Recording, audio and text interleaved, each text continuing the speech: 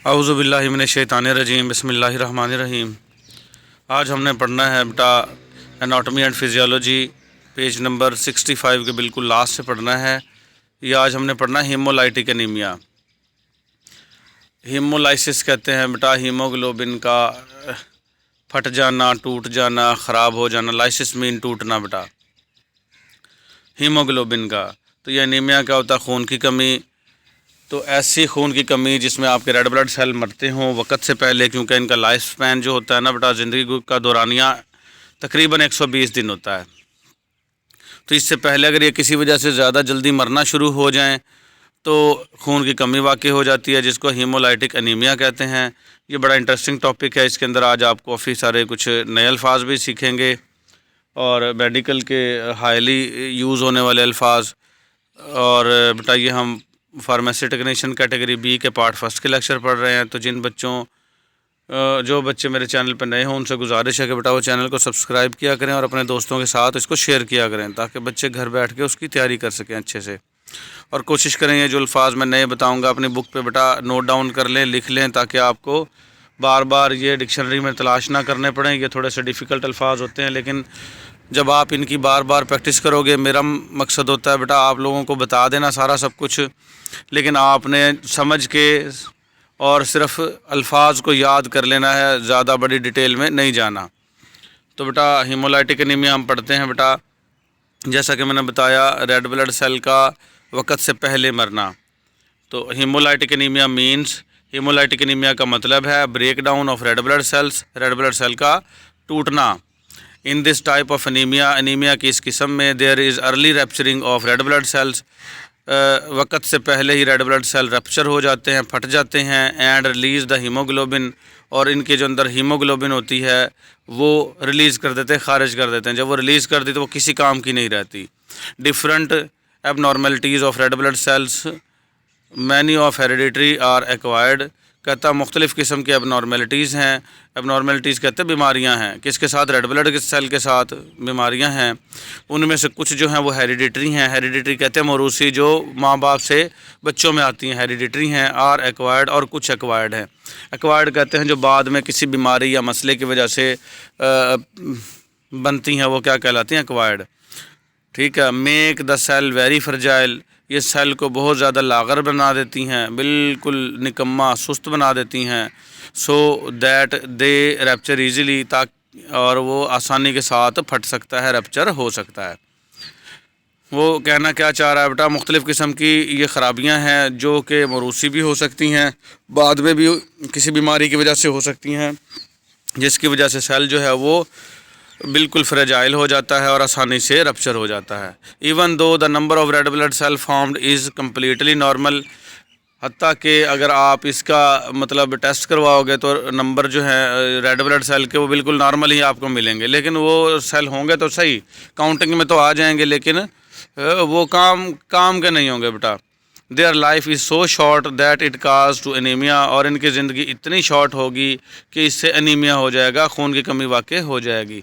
मैंने पहले ही बताया रेड ब्लड सेल की लाइफ जो है बेटा वो तकरीबन 120 दिन होती है, लेकिन अगर ये 5 से 6 दिन में या 10 दिन में ही स्पीड से मरना शुरू हो जाएँ तो ये क्या हो जाएगा? Their life is so short, इनकी ज़िंदगी इतनी छोटी हो जाएगी that it cause the anaemia, जिससे एनीमिया हो जाएगा। ये देखें बेटा, जहाँ मैं टच कर रहा हूँ ये सबसे नॉर्मल सेल है। इसके बाद स्फेरिकल सेल, ये बिल्कुल गोल आ जाएगा। ओवल सेल, ये अंडे की तरह का सेल आ जाएगा। और सिकल सेल, ये देखें लंबूतरा सा बना हुआ है एक। तो ये बाकी के 3 जो टाइप हैं सेल की, ये ख़राब हैं। इस तरह के जो अगर सेल होंगे रेड ब्लड सेल, तो ये आपको खून की कमी वाक़ई कर देंगे और कारआमद भी नहीं होंगे तो सही, काउंटिंग में तो आ जाएंगे लेकिन काम के नहीं होंगे ये। तो नॉर्मल सेल जो हैं वो कारआमद होते हैं। तो बेटा ये हीमोलाइटिक एनीमिया होता क्यों है ये देखें, इसके दरमियान में आप लाइन लगा लें। ये 2 हैं, एक इनहेरिटेड कहते हैं जो वालदैन से बच्चों में आई हैं, और एक्वायर्ड हैं जो बाद में एक्सटेंसिक एरिथ्रोसाइट्स कहते हैं, जिसको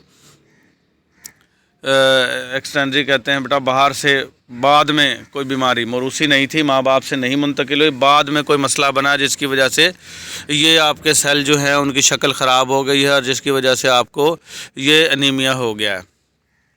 तो हम पहले इनहेरिटेड पढ़ लेते हैं बेटा। इनहेरिटेड क्या होते हैं? जो मरूसी हैं, जो वालदैन से आए हैं, इनको हम कहेंगे इंट्रिंसिक टू एरेथ्रोसाइट्स, अंदर से ही हैं एरेथ्रोसाइट्स के साथ मसला। एरेथ्रोसाइट कहते हैं red blood cell. Red blood cell का दूसरा नाम क्या होता है? एरेथ्रोसाइट्स। तो एरेथ्रोसाइट्स के साथ अंदरूनी मसला है ये। तो ये सेलुलर मसले हैं। इसमें कहेंगे स्फेरोसाइटोसिस, ये सेल गोल हो जाते हैं। यरकान को भी स्फेरोसाइटोसिस कहते हैं। सेल की डेथ होना शुरू हो जाती है बहुत ज़्यादा रेड ब्लड सेल की, और पीलाहट हो जाती है, कहते हैं यरकान हो गया जी इसको। फिर आ जाएगा बेटा एलिप्टोसाइटोसिस। एलिप्टोसाइटोसिस भी कहते हैं, खून के जो खुलवे जो हैं वो बैजवी हो जाते हैं, ओवल शेप। ये देखें जहाँ मैं ये टच कर रहा हूँ, ये ओवल शेप, इस बीमारी को कहेंगे एलिप्टोसाइटोसिस। और ये स्फेरोसाइटोसिस, ये गोल हो जाएंगे इस तरह के जहाँ मैं टच कर रहा हूँ। तो इस बीमारी को, स्फेरिकल सेल वाली को क्या कहेंगे? स्फेरोसाइटोसिस। ये मरूसी हैं बेटा। फिर आ जाएगा कैंथोसाइटोसिस। ये कैंथोसाइटोसिस तो है, बेहंगम किस्म के सेल हो जाते हैं और ये शक्ल हो जाती है अजीब सी। आप कैंथोसाइटोसिस अगर देखेंगे, नेट पे सर्च करेंगे, तो इस तरह से चुड़ैल जैसे सेल नज़र आएंगे आपको, रेड ब्लड सेल। फिर एंजाइम डेफिशिएंसीज, कुछ एंजाइम की कमी हो जाती है, इसकी वजह से भी ये सेल, इनकी शक्ल ख़राब हो जाती है और आपको ये एनीमिया लाहक हो सकता है। फिर आ जाएगा हीमोग्लोबिनोपैथी। हीमोग्लोबिनोपैथी वो है बेटा जो ऐसी बीमारी जिसमें हीमोग्लोबिन ठीक से नहीं बन पाती है। सिक्कल सेल आ गया। सिक्कल सेल मैंने दिखाया ही है, जो लंबूतरे से सेल हो जाते हैं वो सिक्कल सेल। और HbC, हीमोग्लोबिन C है ये बेटा, ये भी किसी काम की नहीं होती। और प्रोफायरियाज कहते हैं बेटा, इसमें जो हीमोग्लोबिन के 2 पार्ट होते हैं, एक हीम पार्ट और एक ग्लोबिन पार्ट। तो जिल्द में, दिमाग में और आंतों में ये ग्लोबिन पार्ट नहीं बन रहा, सॉरी हीम पार्ट नहीं बन रहा होता, तो इसको क्या कहेंगे? प्रोफायरस। फिर आ जाएगा प्रॉक्सिमल नॉक्टोरियल हीमोग्लोबिनेरिया। ये भी एक बीमारी है, खून की बीमारी है, जिसकी वजह से आपके रेड ब्लड सेल नॉर्मल नहीं होते। ये तो थे बेटा इनहेरिटेड। ये मरूजियाँ बन सकती हैं कि ये इनहेरिटेड करैक्टर क्या होते हैं, और इनहेरिटेड करैक्टर्स में हीमोलाइटिक एनीमिया में कौन कौन से हैं, तो आपने ये बता देना बेटा, इनके नाम लिख लेना साथ में। फिर आ जाएंगे बेटा आपके एक्वायर्ड। एक्वायर्ड कहते हैं एक्सट्रिंसिक टू एरेथ्रोसाइट। एक्सट्रिंसिक कहते हैं जो बाद में हुए हैं, मरूसी नहीं हैं। तो ये एक्स्ट्रा सेलुलर भी कहेंगे। सेल के बाहर ये सारी चीज़ें होती हैं जिसकी वजह से ये सेल ख़राब हो जाता है। इसके अंदर आ जाएगा बेटा माइक्रो एंजियोपैथी कहते हैं बेटा, खून की जो छोटी नालियां हैं ना, जैसे गुर्दों की और आपके दिमाग की जो नालियां हैं वो बहुत छोटी हैं, उनमें मसला हो जाता है। ये जो आपके रेड ब्लड सेल जाते हैं ये नॉर्मल तो होते ही नहीं है और वहाँ पे मरना शुरू हो जाते हैं। ये इतने मतलब हो जाते हैं जैसे फुल पका हुआ मैंगो होता है, उसको हाथ लगाओ तो फ़ौरन ही वो फट जाता है। इसी तरीके से ये रेड ब्लड सेल आपके ऐसे हो जाते हैं कि जैसे ही किसी छोटी नाली में घुसेंगे या आप एक्सरसाइज करेंगे तो ये मरना शुरू हो जाते हैं। तो माइक्रो एंजियोपैथी के अंदर क्या होगा, ये जो आपके गुर्दों की नालियों में और दिमाग की नालियाँ बहुत बारीक होती हैं, वहाँ जाएंगे ना रेड ब्लड सेल, तो वो नालियाँ छोटी होती हैं, पीछे से प्रेशर पड़ रहा होता है और वो सेल मरना शुरू हो जाते हैं। वेस्कुलर प्रोस्थेसिस कहते हैं बेटा, ये खून की मसनूई नाली लगाना। कुछ लोगों को ना वेसल्स में या आर्टरीज वगैरह में मसला आ जाता है तो उनको मसनूई नालियाँ लगाते हैं। वो मसनूई नालियाँ ऐसी होती है जैसे आपने कभी देखा हो जो ये आपका बेसन है ना, बेसन का जो पाइप है जिससे गंदा पानी निकलता है, वो ना ऐसे चूड़ीदार सा पाइप होता है, इस तरह की होती है ये नाली वेस्कुलर प्रोस्थेसिस में। ये आप सर्च करेंगे ना तो आपको नज़र आ जाएगी। तो वो चूड़ीदार सी होती, ज़ाहिर बात है ब्लड ने उसके अंदर से गुजरना तो है। जब ब्लड गुजरेगा और ऐसा सेल होंगे बीमार सेल, तो वो उन चूड़ियों से टकरा के मरना शुरू हो जाएंगे। तो इसको वेस्कुलर प्रोस्थेसिस कहेंगे बेटा। बर्न्स हो गया, जल गया बंदा, उसकी वजह से भी ये सारी देखो बाद की बीमारियां हैं, उसमें भी रेड ब्लड सेल जो है वो मर सकते हैं। मलेरिया में भी रेड ब्लड सेल पे ही हमला करता है, वो प्लाज्मोडियम जो होता है जो मच्छर शिफ्ट करते हैं आपकी बॉडी में। फिर मार्चिंग आ गया। मार्चिंग कहते हैं बेटा एक्सरसाइज करना, जैसे फ़ौजी मार्च करते हैं, अगर उसके सेल ख़राब हैं, सिकल सेल एनीमिया है उसको, तो उसके सेल मार्चिंग से भी मरना शुरू हो जाते हैं। और ऑटो इम्यून है। ऑटो इम्यून कहते हैं आपका इम्यून सिस्टम जो आपकी बॉडी के अंदर नुकसानदेह माइक्रो ऑर्गेनिज्म को मारता है, वही रेड ब्लड सेल को मारना शुरू कर देता है। किसी भी तरीके से रेड ब्लड सेल की मौत हो रही है, ये देख लें बेटा। तो ये क्या हो जाएगा, हीमोलाइटिक एनीमिया। कुछ ड्रग्स हैं, अद्वियात आपने ऐसी ले ली हैं जिसकी वजह से आपको रेड ब्लड सेल की डेथ हो गई है ज़्यादा। हाइपर सप्लेनिज़म आ गया। हाइपर सप्लेनिज़म कहते हैं बेटा, पहले तो स्प्लीन देख लें आप। स्प्लीन क्या होती है, तिल्ली आपकी। तिल्ली के ना 2-3 काम होते हैं। एक तो काम है उसका कि ब्लड को स्टोर करना, जैसे खुदा न खास्ता कोई चोट लग जाती है आपको, या कोई आप ब्लड किसी को दे देते हो, तो उसके बाद में ब्लड की कमी हो जाती है आपकी बॉडी में, तो स्प्लीन आपका स्टोर हाउस है। जैसे आप टैंकी में पानी भर के रखते हो, जब बिजली चली जाए तो ज़रूरत के वक्त काम आ जाएगा। तो जब ब्लड आपका ज़ाया हो जाएगा चोट वगैरह के ज़रिए, या आपने ब्लड किसी को दे दिया, तो वो स्प्लीन से पूरा हो जाता है। स्प्लीन में 1 से 1.5 लीटर ब्लड हमेशा स्टोर होता है। एक तो काम स्प्लीन का ये है। और दूसरा स्प्लीन का काम ये है कि जो खून के अंदर से पुराने और डैमेज सेल होते हैं ना, उनको रिमूव करना, उनको मारना है और उनको अलग कर देना है। लेकिन हाइपरसप्लेनिज्म में क्या होगा, ये स्प्लीन ज़्यादा एक्टिव हो जाएगी और पुराने और डैमेज सेल को ना ज़्यादा मारना शुरू कर देगी। और इसके सूरत में क्या होगा कि आपको वो सेल जो है वो कम हो जाएंगे और आपको ये खून की कमी वाकई हो जाएगी। तो हाइपरसप्लेनिज्म अगर हो जाए तो फिर इसमें स्प्लीन ही निकाल देते हैं। स्प्लीनेक्टोमी कहते हैं उसको, स्प्लीनेक्टोमी। ठीक है, तो ये लफ्ज़ बेटा आपने लिखना है डिटेल के साथ, ये सुना भी करें और अपने दोस्तों के साथ शेयर भी किया करें। ये ऐसे अल्फाज शायद ही आपको कोई बताएगा। फिर आ जाएगा ट्रांसफ्यूजन रिएक्शन। ट्रांसफ्यूजन कहते हैं बेटा, आपने किसी से ब्लड लिया था, किसी बीमारी की वजह से खून लगवाया था और वो रिएक्शन हो गया, जिसकी वजह से आपके ही रेड ब्लड सेल मरना शुरू हो गए हैं। तो ये तो थी बेटा एक्वायर्ड डिजीज़। इनहेरिटेड भी मैंने बता दी और एक्वायर्ड भी बता दी। इनहेरिटेड जो माँ बाप से आई थी, एक्वायर्ड जो बाद में हुई थी बेटा। फिर आ जाएगा इन्हीं को हम थोड़ा सा डिटेल से देखेंगे। Causes of haemolytic anaemia. Haemolytic anaemia की वजूहात ये हमने ऊपर चार्ट में भी पढ़ी और ये दोबारा भी पढ़ाएगा अब इसके अंदर कहते हैं इंट्रा कार्पस्क्यूलर एबनॉर्मेलिटीज़। कार्पस्क्यूलर कहते हैं बेटा सेल की जो मेम्ब्रेन, और इस इंट्रा का मतलब अंदर। सेल की मेम्ब्रेन के अंदर के जो मसाइल हैं उनको कहेंगे इंट्रा कार्पस्क्यूलर एबनॉर्मेलिटीज़, ख़राबियाँ। उनकी वजह से भी ये होती है। वो कौन सी है, हेरिडिटरी स्फेरोसाइटोसिस, यानी मरूसी तौर पे ही आपके जो सेल हैं, रेड ब्लड सेल हैं, वो गोल हैं, स्फेरोसाइट हैं। Red blood cells are sphere shaped. Red blood cell जो हैं वो गोल शक्ल के हैं। और sickle cell anaemia, sickle cell मैंने बताया, या तो लंबूतरे हो जाएं आपके रेड ब्लड सेल, उसकी वजह से खून की कमी हो जाना। और थैलेसीमिया, थैलेसीमिया जो है मैंने बताया कि ये बेटा ये भी मौरूसी बीमारी है जिसमें जो खून के रेड ब्लड सेल जो है ना वो बनते नहीं हैं। तो ये थैलेसीमिया, अगर ये हैं सारी की सारी, ये क्या है, इंट्रा कार्पस्क्यूलर एबनॉर्मेलिटीज़ हैं, इसकी वजह से सिक्कल सेल एनीमिया हो जाता है।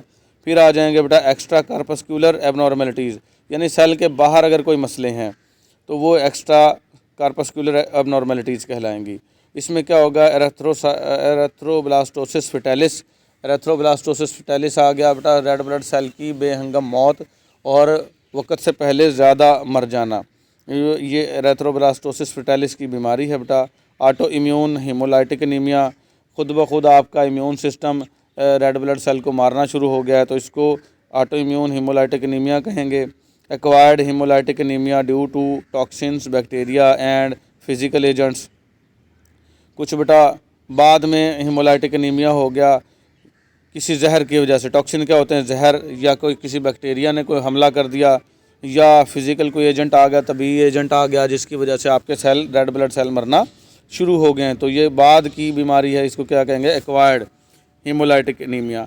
अच्छा, ऑटो इम्यून आपका सेल खुद मारेगा आपके, यानी कि इम्यून सिस्टम खुद मारेगा, तो वो ऑटो इम्यून हीमोलाइटिक एनीमिया है। और किसी बाहर जहर की वजह से, बैक्टीरिया की वजह से आपके मर रहे होंगे रेड ब्लड सेल, तो वो क्या कहलाएगा, एक्वायर्ड हीमोलाइटिक एनीमिया है। और इसमें मलेरिया आ जाएगा बेटा। मलेरिया में पहले भी वजाहत कर चुका हूँ। मलेरिया का जो जरसूमा है, जिसको हम प्लाज्मोडियम कहते हैं, इसको प्लास नहीं कहना, ये प्लाज है, प्लाज्मोडियम। ठीक है, ये आपको जो है वो मच्छर आप में शिफ्ट करता है और ये रेड ब्लड सेल पर हमला करता है, और रेड ब्लड सेल फटता है तो काफ़ी सारे प्लाज्मोडियम निकलते हैं, और फिर वो सारे प्लाज्मोडियम जाके ना रेड ब्लड सेल पे हमला कर देते हैं।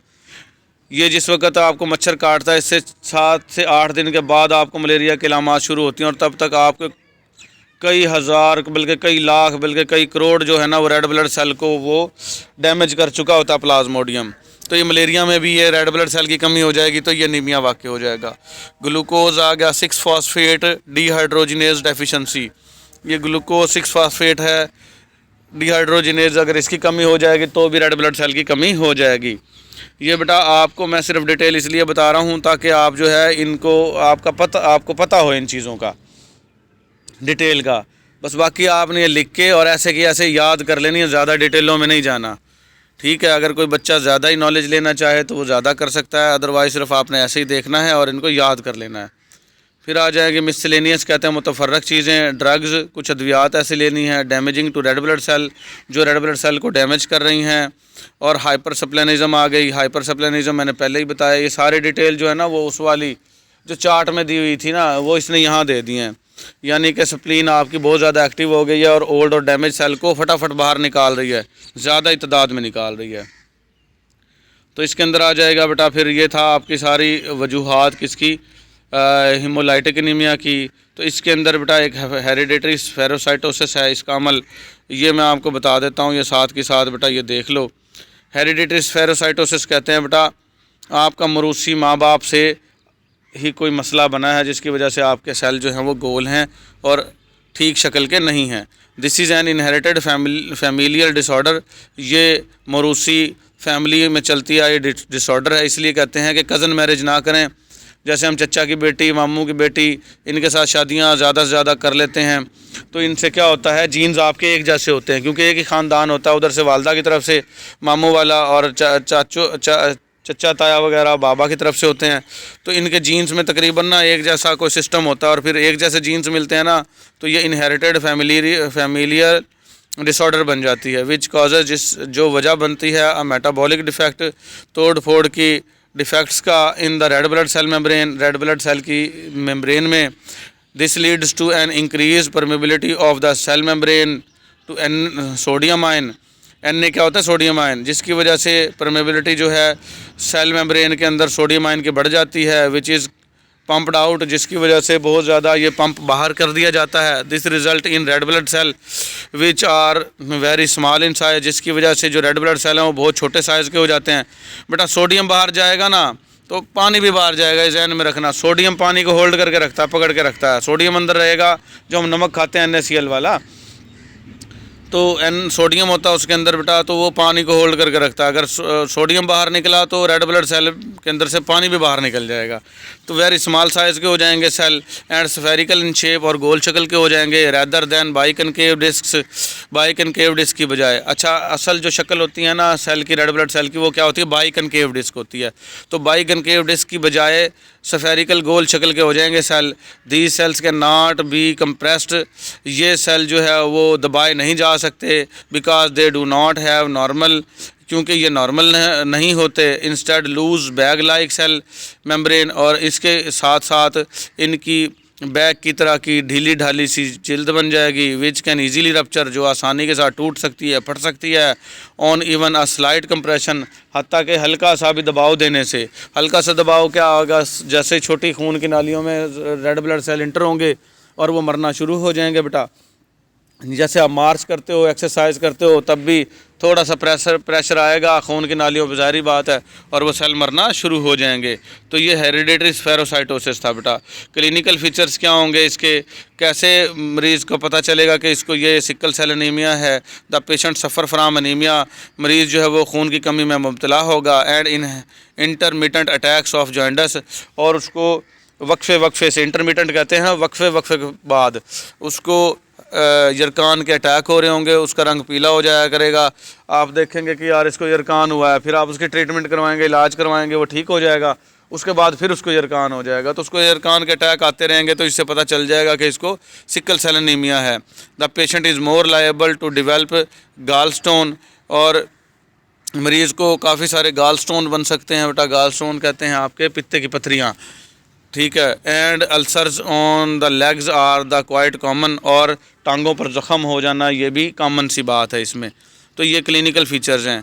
क्या जॉइंटस के अटैक होंगे, बार बार पित्ते में पथरियाँ बनेंगी और टांगों पर ज़ख़म हो सकते हैं। ये फिर बेटा चार्ट है, ये छोटा सा देख लें। ये बिल्कुल हम लेक्चर को एंड करने लगे हैं, बड़ा इंपॉर्टेंट लेक्चर था। हेरिडिटरी स्फेरोसाइटोसिस कहते हैं बेटा ये जो मरूसी आपके सेल गोल हैं, तो ये क्या इस वजह से होते हैं, इनहेरिटेड हो सकते हैं, यानी कि वालदैन से, इंट्रिंसिक जिसको कहेंगे, और मेम्ब्रेन डिफेक्ट आपके जो रेड ब्लड सेल है उसकी मेम्ब्रेन की ख़राबी की वजह से हो सकते हैं। रेड ब्लड सेल सफेरोइडल कहते हैं गोल को। वही बार बार बातें रिपीट कर रहा है कि रेड ब्लड सेल आपके गोल हैं, लेस डिफॉर्मेबल, और यानी कि जल्दी मर जाते हैं। डिफॉर्म का मतलब होता है अपनी शक्ल खो देना, तो ये जल्दी से अपनी शक्ल खो देते हैं, यानी कि लेस डिफॉर्मेबल हैं। हार्ड डिफॉर्मेबल होंगे ना तो उनको कहेंगे कि अपनी शक्ल बरकरार रखते हैं, हार्ड हैं वो, तो लेस कहेंगे कि अपनी शक्ल जल्द बरकरार नहीं रख सकते। एंड वुल्नरेबल टू स्प्लेनिक डिस्ट्रक्शन, और ये आसानी के साथ जो आपकी स्प्लीन है, तिल्ली है, जिसकी मैं वजाहत करके आया हूँ, उसमें ये तबाह हो सकते हैं, ठीक है, आसानी के साथ। और एवरेज डेथ 75% हो जाएगी। एडी का मतलब क्या है? डेथ। तो यानी कि आपके 75% तो रेड ब्लड सेल मर ही गए, डेथ हो गई, तो फिर बचेगा पीछे क्या? ठीक है, तो एवरेज डेथ हो गई है। फिर रेस्ट ऑटोसोमल रिसेसिव फॉर्म है। रेस्ट ऑटोसोमल रिसेसिव फॉर्म में हम कहेंगे बेटा माँ और बाप के ऐसे जीन होते हैं जो कि रिसेसिव होते हैं। अच्छा, एक होते हैं डोमिनेंट बेटा जो गालिब होते हैं, एक होते हैं मगलूब जो अपनी खसूसियात नहीं दिखाते। तो वालिदैन में दोनों में कुछ गालिब हैं और कुछ मगलूब हैं। तो दोनों के मगलूब जो जीन है जो अपनी खसूसियात नहीं दिखा सकते वो छुप जाते हैं, और जो डोमिनेंट हैं वो सामने आ जाते हैं, जिसकी वजह से बीमारी पैदा होती है। फिर highest incidence in northern Europe, ये शुमाली यूरोप के अंदर ये हाईएस्ट इंसिडेंस आज तक का ये सामने आया है सिकल सेल एनीमिया का। ये मरूज़ी बन सकती है कि आज तक किसमें ज़्यादा सिकल सेल एनीमिया की बीमारियाँ पाई गई हैं, आपने बताना है नॉर्दर्न यूरोप में। फिर आ जाएगा 5000 में से एक बंदे को ये हेरिडिटरी स्फेरोसाइटोसिस की बीमारी होती है, हर 5000 में से एक। ये भी बेटा क्या आ जाएगा? मरूज़ी बन सकती है। कि कितने लोगों को हो सकती है? तो आपने बताना 5000 में से तकरीबन एक बंदे को होती है। Life span of red blood cell का ज़िंदगी का दौरानिया कितना होगा? आपने बताना 10 से 20 दिन या इससे भी कम। इनका नॉर्मल होता है 120 दिन, लेकिन ये 10 से 20 दिन में ही रेड ब्लड सेल मरना शुरू हो जाते हैं, जिसकी वजह से आपका हेमोलाइटिक एनीमिया हो जाता है। फिर ट्रीटमेंट क्या करनी है, इसका इलाज क्या करना है बेटा? फोलिक एसिड की टैबलेट लेनी है 5 मिलीग्राम पर डे, हर रोज़ फोलिक एसिड की टैबलेट लेनी है। ब्लड ट्रांसफ्यूजन, खून लगवाना है, ठीक है। Splenectomy is advisable in all mild cases, अगर शदीद किस्म के कोई केसेस हैं तो सबसे पहले वो मैंने पहले भी बताया, स्प्लीनेक्टोमी जो है वो डॉक्टर नसीहत करता है, स्प्लीन ही निकलवा दो, इसकी तिल्ली का ऑपरेट करवा के तिल्ली निकलवा दो, क्योंकि तिल्ली जो है वो बहुत ज़्यादा ओल्ड और जो डैमेज सेल हैं उनको समझ के और उनको मारना शुरू कर देती है, और तिल्ली भी काम ख़राब किए जा रही है, तो तिल्ली निकलवा दो ताकि रेड ब्लड सेल मरे ही ना। ठीक हो गया बेटा। तो ये था आपका सिकल सेल एनीमिया। उम्मीद है आपको समझ आया होगा। लेक्चर बेटा थोड़ा सा बड़ा हो गया आज, इसके लिए मादरत, लेकिन ये है कि बेटा आप टिकटॉक पे भी तो घंटा 2 लगाते ही हैं, लेकिन आप जो है दिल लगा के ये लेक्चर सुना करें जिससे आपको फ़ायदा हो। मिलेंगे अगले लेक्चर में इंशाल्लाह। अल्लाह हाफिज़।